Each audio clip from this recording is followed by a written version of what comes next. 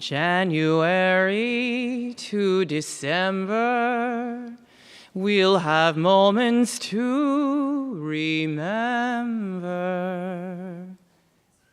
If you'd like to join along, the words are in the fold-out.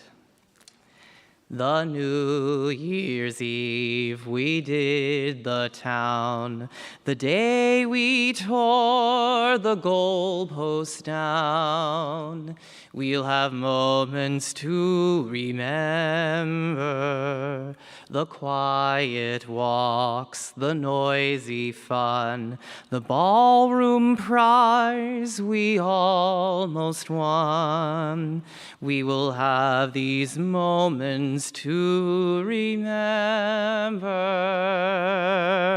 Though summer turns to winter and the present disappears, the laughter we were glad to share will echo through the years. When other nights and other days may find us gone our separate ways, we will have these moments to remember.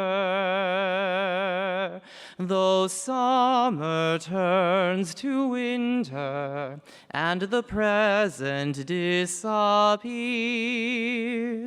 the laughter we were glad to share will echo through the years. When other nights and other days may find us gone our separate ways, we will have these moments to remember. We will have these moments to remember.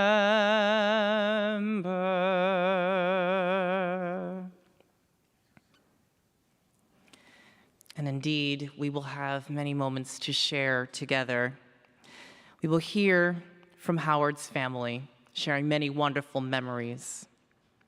To set up this moment, I offer a reading from the book of Ecclesiastes from chapter 3. L'kol zman v'chol eit l'chol chefetz tachat hashamayim. There is a time for everything, a time for every experience under heaven, a time for being born and a time for dying, a time for planting and a time for uprooting the planted, a time for destroying and a time for healing, a time for tearing down and a time for building up, a time for weeping and a time for laughing, a time for wailing and a time for dancing, a time for throwing stones and a time for gathering stones, a time for embracing and a time for refraining from embraces, a time for seeking and a time for losing, a time for keeping and a time for discarding, a time for tearing and a time for sowing, a time for loving and a time for hating, a time for war and a time for peace, a time for silence and a time for speaking. And now is that time for speaking, those moments of Yizkor, of remembrance. And first, we will hear from Ellen Goldberg, followed by Howard's grandchildren, in this order, so you'll have to remember this, right? Harry Goldberg, Josh Levy, and Rachel Levy. But Ellen, you're up first.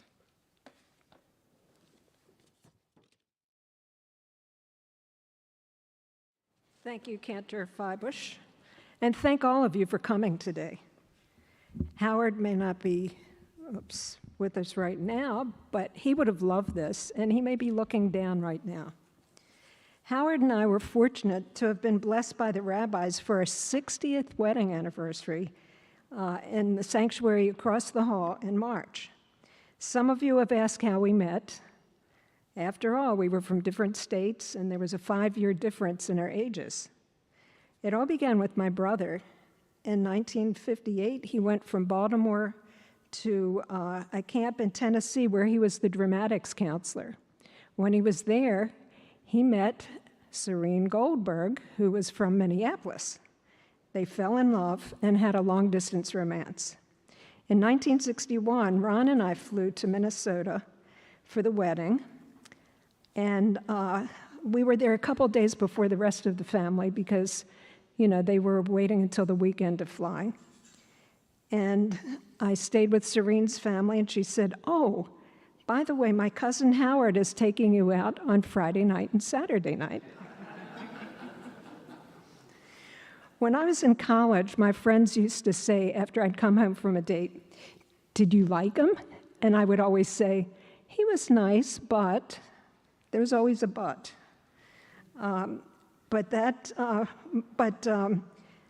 One of my suite mates said, "When you fall, you're going to fall fast and you're going to fall hard."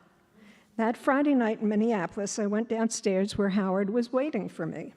He was tall and handsome, had a ready smile, bright and witty. My friend was right. I fell hard and fast. It was love at first sight, actually, for both of us. Serene's father owned a movie theater. We both went there. We went there on both nights. The first night was actually for an Elvis Presley movie when it was original, not one of these reruns. And the other was Jerry Lewis, who was just splitting up and being on his own. When Howard picked me up Saturday night, Serene told him that my parents and family were taking the night flight and would arrive at the airport at 6 a.m. Another car was needed, and she needed a third driver. She asked if he could be that driver. Well, he jumped at the chance. I thought we would see the movie, get a bite to eat.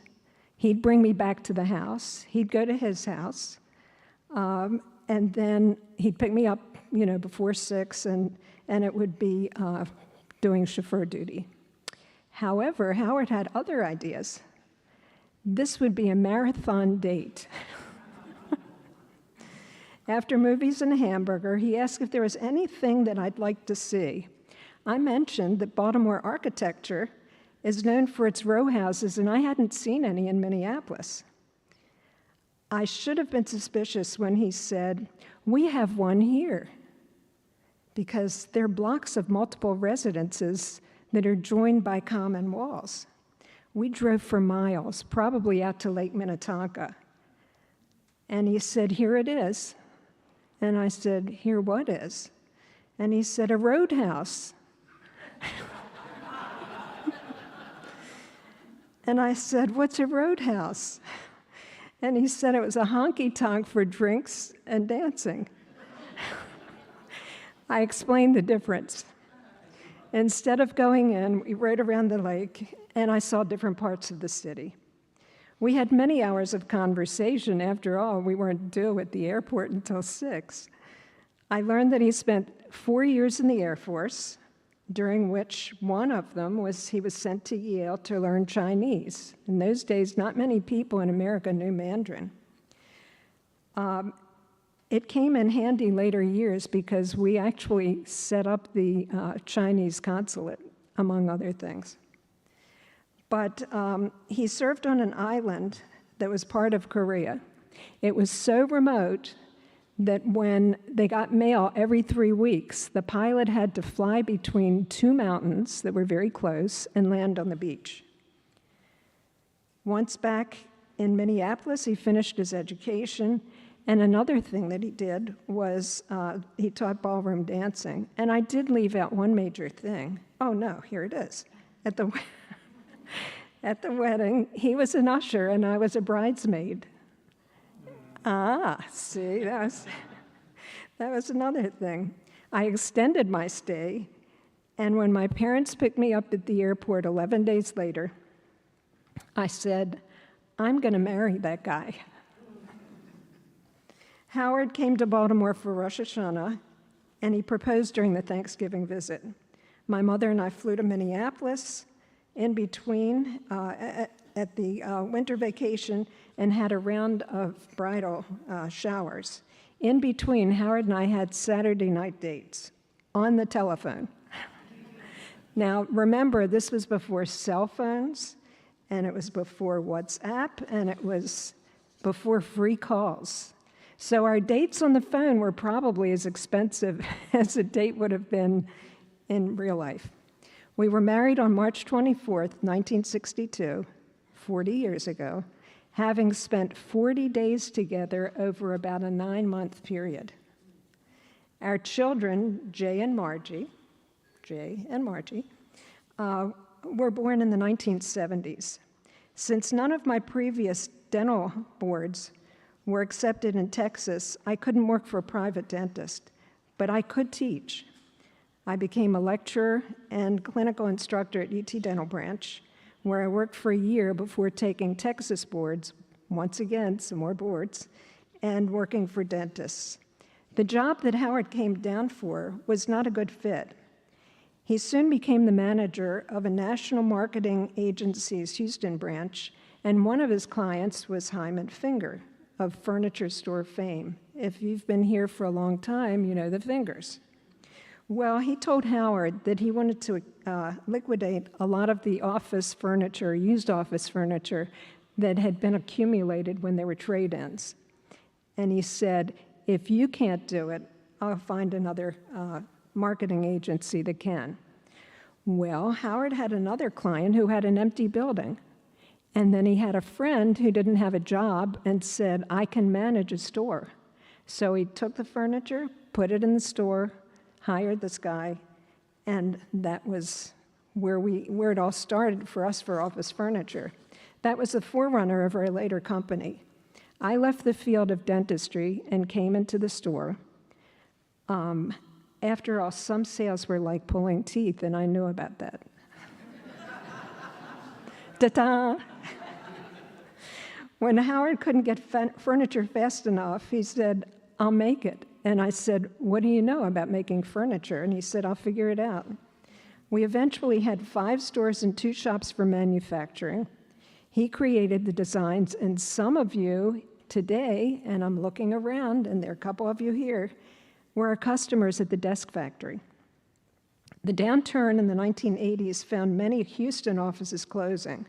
Rather than buying furniture, they were closing their offices and saying, do you want to buy all this furniture back? Which, of course, we didn't. Another complication was our last store was on Beltway 8. For those of you who've been here for a long time, know Beltway 8. But they started construction on West Belt, which is what we had. And it blocked us off, and like our customers, we eventually went out of business.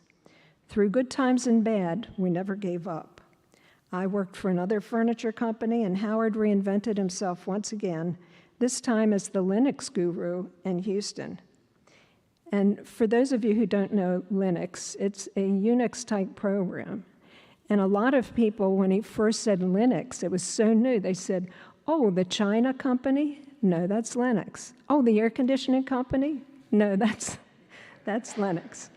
But he decided to do what he had been doing for us, for other people, and he even wrote a book called Linux Commands and Resources. As we got older and left the world of business, I started writing and even authored a book, and the subjects are here tonight. Mike Jane and Rajni Jane, the bride and groom that I put together almost 40 years ago. So you can see when I do it, it works. I also became involved in organizations such as Sister Cities of Houston.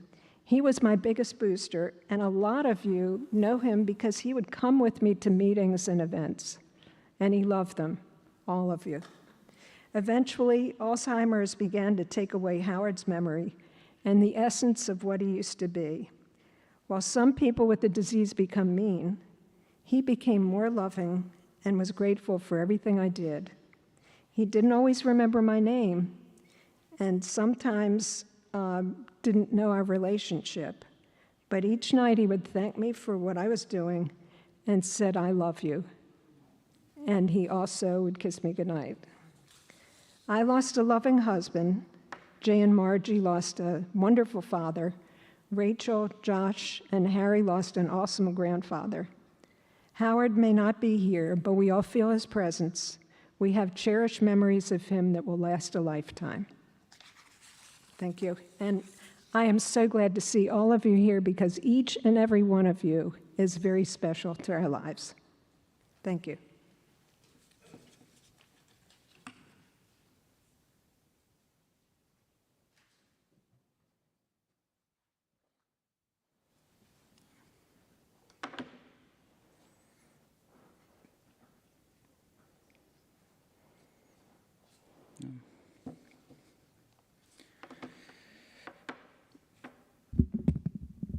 My grandfather probably forgot more than I will ever know about computers, cars, running a business, making furniture, and countless other subjects. Unfortunately, the saying, "he's forgotten more than I will ever know," has a very different meaning for someone with Alzheimer's. He literally, as my grandmother just mentioned, wrote the book on the a book on the Linux operating system. And his later years, whenever I would be near him, working on a computer, even doing very basic functions, he'd become mesmerized and ask lots of questions. One of the biggest parts of his life, though, was his love for his family. He never hesitated to do stuff and spend time with the people that he cared about. When I was about 11 years old, he was able to help me out in a class. I asked him to talk briefly about his time in the military, and rather than just spending a short section talking about basic things, he brought a full folder with pictures and documents and memorabilia from his time there, and spent the entirety of the class talking about his time, answering any questions I or the other students had. And it was something that he took seriously. Even in his later years, whenever we would have family dinners or sit down and watch a movie together, even if he didn't know what the holiday was, what the occasion was, what movie we were watching, he was always sitting there with a smile on his face, happy to be with those that he cared about, especially if it was a musical. A few months ago, we were having breakfast. I was sitting across the table from him. I was wearing a college shirt from my school. And a couple of minutes in, he looks down, and he, as he especially did in his later years, he liked to read everything that he could see. And so he's reading my shirt, and he's squinting. He has a confused look on his face, and he says, "What's that shirt for?" And I told him, "Oh, this is the University of Houston. That's where I go to school." And he looked down at me, and he said, "Wow, I'm very proud of you." About 5 minutes later, we're still eating breakfast, and he looks over and squints, and he starts reading my shirt. And he says, "What's on your shirt?" And I told him, "This is the University of Houston. This is where I go to school." And he looks over, and he says, "Wow, I'm very proud of you." And the rest of the meal was basically the same thing. Every couple of minutes, he would look over at my shirt, and I would explain what it said, and he would tell me that he was proud of me. And in that moment, I knew that even though he'd forgotten a lot of things and didn't always know what was going on, in that moment, he knew that he wanted me to know that he was proud of him. And really, I think that shows that even in his later stages, even though he lost a lot of the parts of his life that made him who he was, the most important parts never went away, and they were with him all the way through to the end.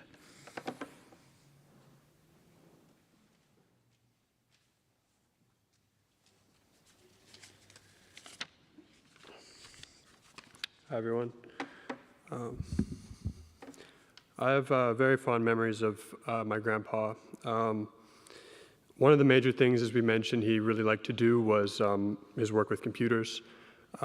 This was something we really bonded over in the later years. Of course, he was not always able to talk with me about current passions in computers, but it's what I've heard about his past that really stuck with me and has really opened up this world of what he had been and what he knew about something that I love dearly.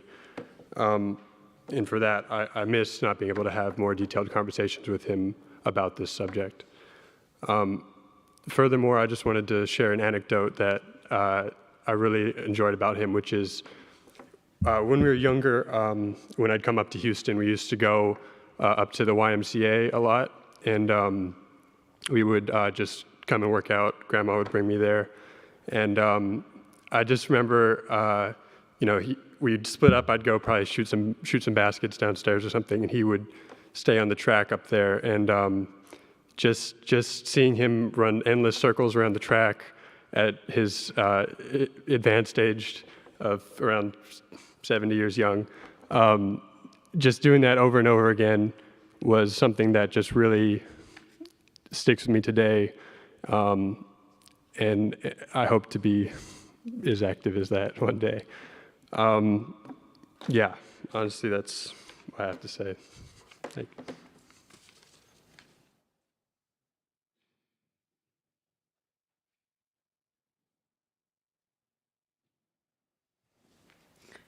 Hey everyone, I'm Rachel. I wrote a poem that encompasses my grandfather's favorite phrases that he loved to joke and share about, and I hope you'll listen and like it. By wander doth which wind breaks, fooled by the fickle finger of fate, thinking of who you were or are, anyways. Relying on catchphrases as a social cue evolved into getting to know your loved ones as we got to know you, the abstract you, part 2. A scar on my knee from joining you at the Y, a self-made desk you created on the fly, and a conversation with my friends from Shanghai encompass your robust life which passed us by. When life made your heart uptick, you became quicker at 15 miles per hour. When life was noisy, you turned on the Victrola as loud as it would power. I still have FaceTime screenshots on my phone. You remained melodious until the cows came home.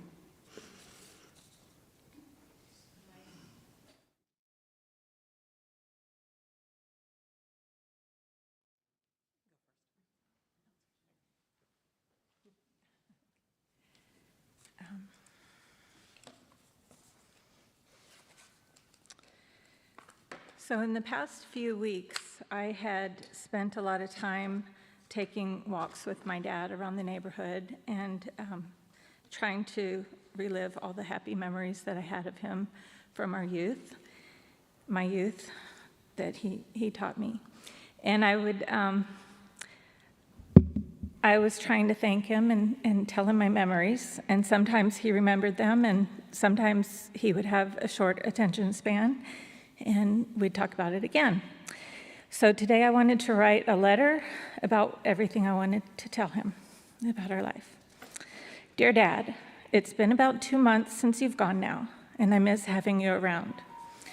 Our relationship changed drastically over the years, mostly in the last 5. You were one of my first teachers. Some of my early memories are of you tinkering with cars, both under the hood and body repair work. I loved watching you sand and prep your small fleet and explain to me what you were doing every step of the way.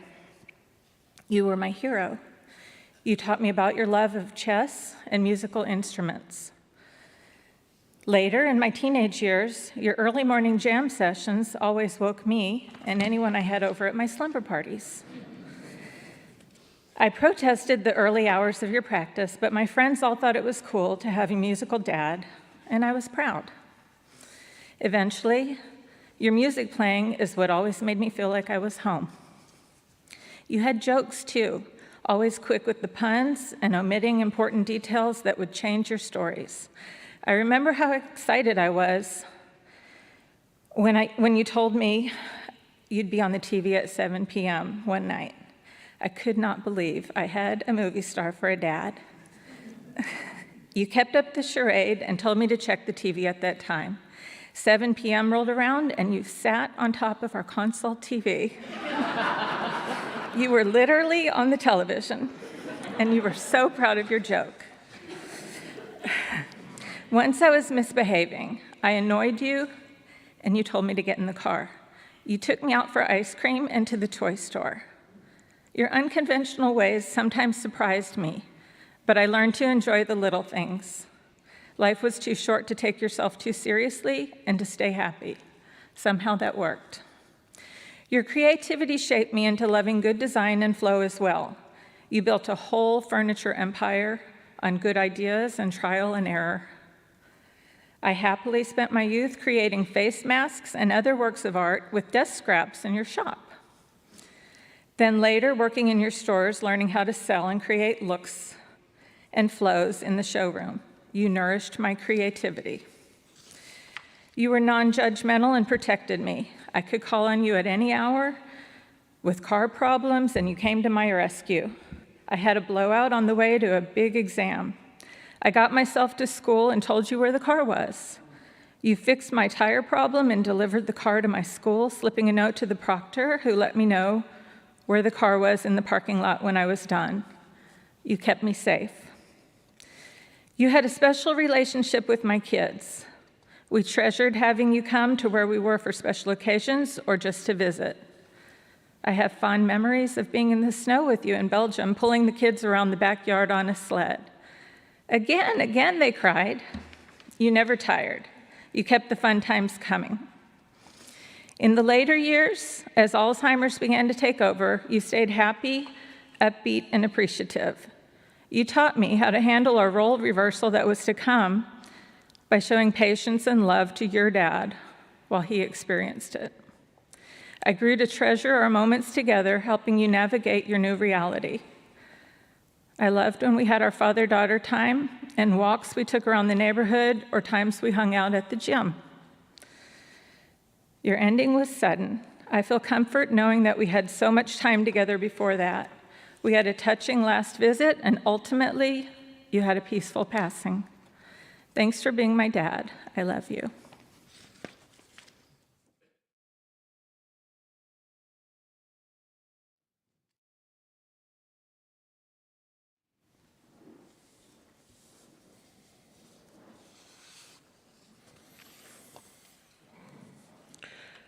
I would like to take a few minutes to talk about Dad's creativity. In the 1960s, he published a magazine that catered to visitors coming to Minneapolis. Back in the days before this type of information was readily available on the internet, visitors to the Twin Cities would get a copy of the magazine when they checked into the hotel or other places frequented by out-of-towners. It would contain reviews of restaurants and shows and attractions for travelers to get ideas to fill up leisure time before returning home. High-quality color printing was very expensive back then, and even the national publications with huge circulations would have only a small number of pages in color. The majority would be black and white. Dad came up with a way to make color printing more affordable in his magazine. He would have his advertisers purchase ads for the entire upcoming year, then print a year's worth of pages with color ads all at once. Over the next 12 months, for each issue, he would take 1/12 of the color pages off the shelf and send them through a black and white printing press to have up-to-date content printed in the blank spaces between the ads. By printing 12 times as many color pages in a single run, he was able to get much better pricing from the printer. Years later, when his career in publishing had morphed into an office furniture business, the Desk Factory became a significant advertiser, particularly in the Houston Post and Houston Chronicle. Of course, Dad was his own ad agency. I remember him teaching me how to make an ad stand out on the page. He would have a wide, dark border around the ad, but have a white space outside of the dark border, so the ad didn't blend into the background of the other ads. The company's logo was usually diagonal to be more eye-catching, and the edges of the letters, particularly the tail of the Y in factory, would poke through the border in order to make the ad seem so important that even a border couldn't contain it. As a hobby, Dad liked cars. When he had the magazine, the advertisers included rental car companies, and he worked trade-out deals with them. Every few months, he would bring home a car that had just aged out of the rental fleet. That was their payment for the ads. He said that when I was an infant, my baby carrier fit perfectly on the console of the Mustang, and I loved to ride while staring up at him, instead of having to ride on the parcel shelf or wherever else infants used to ride those days before car seats. When I was 7, he bought a Packard convertible in need of restoration and reassembly, and when he was searching for available parts, he heard of a junkyard in Longview, Texas, that had been stockpiling old cars for decades. Many of those cars were complete and undamaged, but just set aside when they were no longer in fashion of the day. The owner of the junkyard had died, and his heir needed to empty the property to make room for a new highway, and Dad financed his car habit by going to Longview every weekend until the place closed and towing 2 cars home. He would advertise them for sale in Houston and usually sell at least one during the week. That Packard convertible went on to another owner decades ago, but a 1941 Cadillac limousine that followed us home on one of those trips is still in the garage. And speaking of cars, when I was a Cub Scout, he helped me build a Pinewood Derby car. Mom was still practicing dental hygiene at the time and often came home with pieces of lead foil that got discarded when processing x-ray film. Dad said we could attach some lead to the wood block to make it heavier so it would go down the track faster. When I became involved in the Scouts as an adult, I realized everybody adds weight to the car to get it close to the limit, but that seemed like real genius when I was in 2nd grade. And no, I didn't win the race, but I got to work with my dad, which was the real reason for the activity. But I think the most memorable burst of creativity happened when I was in 1st grade, and Margie wasn't even in kindergarten yet. One of my classmates taught the other 1st graders a dirty word, and as the obnoxious big brother, I came home and told Margie that I know something that you don't know. So she tattled to Dad, whose solution was to teach her 2 dirty words so that she could one-up me. I guess he acted without thinking that one all the way through. Margie and I immediately pooled our new vocabulary of dirty words so that we each knew all of those words we had learned so far. And armed with that new knowledge, we used those words a lot. And we knew the words, but not the context, so we used them nonsensically and, of course, inappropriately.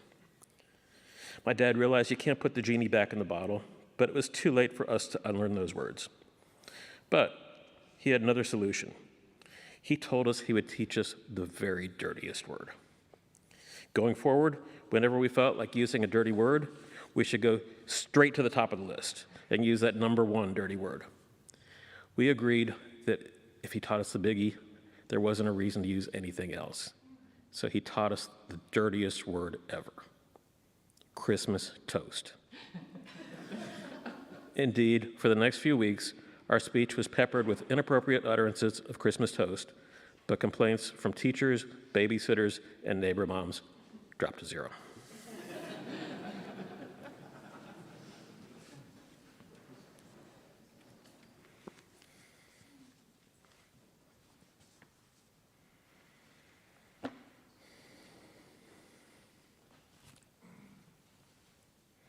We've heard words from Howard's family, and I want to share a special tribute.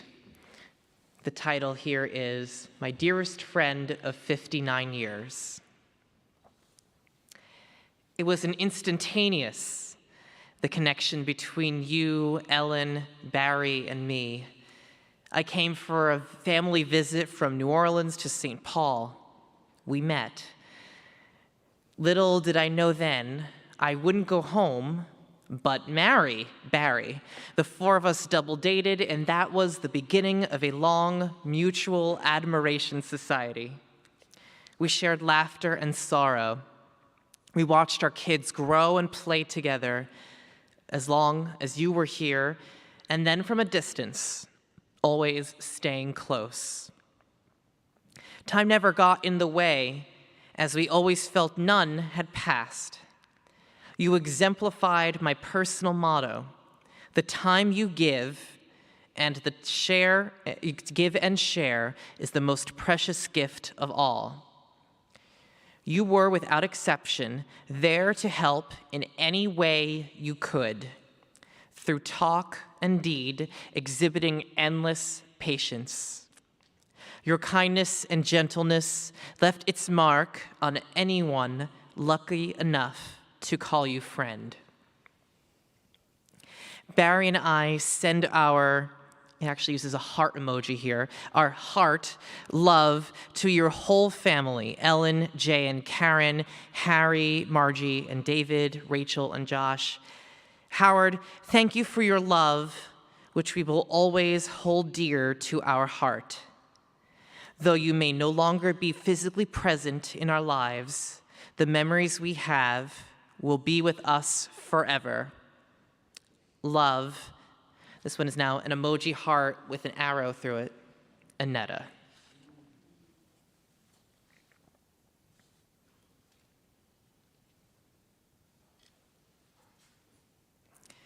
I'm going to share a special poem, and we can respond with the refrain, "We remember him." In the rising of the sun and in its going down, we remember him. In the blowing of the wind and in the chill of winter, we remember him. In the opening of buds and in the rebirth of spring, we remember him. In the blueness of the sky and in the warmth of the sun, we remember him. In the rustling of the leaves and in the beauty of autumn, we remember him. In the beginning of the year and when it ends, we remember him. When we are weary and in need of strength, we remember him. When we are lost and sick at heart, we remember him. When we have joys we yearn to share, we remember him. So long as we live, he too shall live, for he is part of us as we remember him. For those who are able, please rise.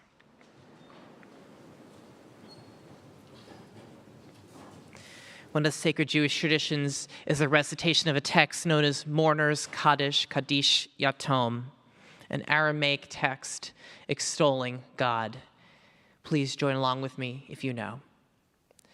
Yit Gadal V'yit Kadash Shemeh Rabbah Be'alma Divra Chiruteh V'yamlich Malchuteh B'chayichon Uv'yomechon Uv'chayei Dechol Beit Yisrael Ba'agala Uv'izman Kariv V'imru Amen. Yehei Shemeh Rabbah Mevarach La'alam Ul'almei Almaya. Yit Barach V'yish Tabach V'yit Pa'ar V'yit Romam V'yit Naseh V'yit Hadar V'yit Ale V'yit Halal Shemeh Dekudesha Brichu Le'ela Min Kol Birchata V'shirata Tushbechata V'nechemata Da'amiran Be'alma V'imru Amen.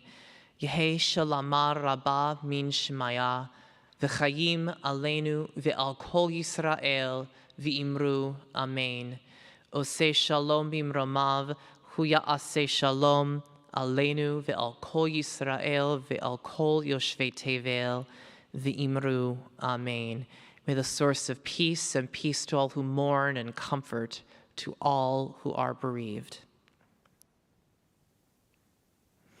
We conclude with this expression, Lech b'shalom, go out, go forward in peace. And so even though this is the end of our service, the sacred act that we all have of sharing memories does not end now. Next door, we have the meal of condolence, and there'll be opportunities there for you to film your memories of Howard so we can keep the stories going on.